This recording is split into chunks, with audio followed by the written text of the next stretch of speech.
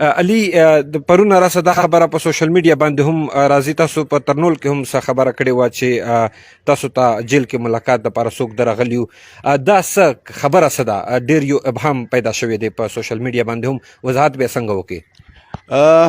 زه ګوهر د ټولو خلکو شکریا ادا کوم، هم که سیاسي جماعتونه دي، هم که نور نظریاتي جماعتونه او یا عام ولس چې کوم راغلی دی، د هغې چې راغلي دي ما سره ملاقات کړی دی.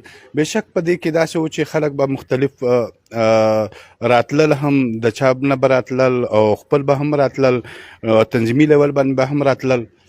خو تر اوسه پورې چې هر څوک راغلي دي، ما په دې حواله سره د ریاست آئینی طور باندې او قانوني طور باندې ما خپل پوزیشن د دوی ته واضح کړی و چې زه د قانون او د آئین احترام کوم. هغې لاندې چې کومه خبره وي هغې ته زه تیار یم. خو داسې وي چې د آئین او د قانون نه چې سوا بله خبره وي هغې ته زه نه یم تیارام. خپل خاندان ته هم ویلي وو، خپل تنظیم ته مې هم ویلي وو، نور هم سیاسي جماعتونه او چې په اقتدار کې کوم جماعتونه وي هغې هم ماته ویلي وو. ما ورته ویل چې زه د قانون نه علاوه، د آئین نه علاوه هیچ چا سره خبره نه کوم. علي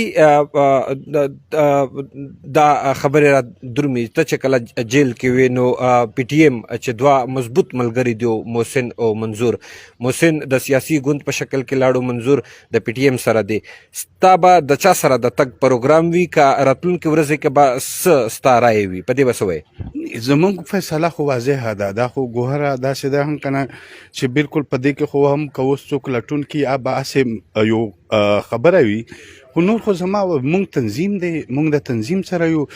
تنظیم باید مونږ په ډیر مشکلو حالاتو کې دا تنظیم جوړ کړی دی او فرنټ ته راوتي یو، او د تنظیم چې کوم بیانیه ده هغه به تر مونږ د ژوند د آخري سلګیو پوره زمونږ د چې کومه بیانیه ده، کومه نظریه ده، دا به روانه وي. علي دا ویل کېږي چې په موجوده وخت کې پښتانه چې کم سیاسي مشران دي هغه ځای په ځای پراته دي. څه به کول غواړې؟ څه کولی شي؟ څه به د مشوره وي؟ ګورئ، د سیاسي حوالې سره یا مشرانو په حوالې سره دا خو د هغوی خپل سوچ دی یا تنظیمي طور باندې. خو د پښتون قام سوچ چې دی اوس یو شوی دی. هغه که په کوم ګوند کې دي یا کوم تنظیم کې دي یا داسې وي علاقایي طور باندې کوم خلک دي یا کوم داسې خلک دي چې مثال عام نارمل خلک دي چې مثال کنه هغې د ډیر وخت د سیاسي یا نور داسې تعلق نه و.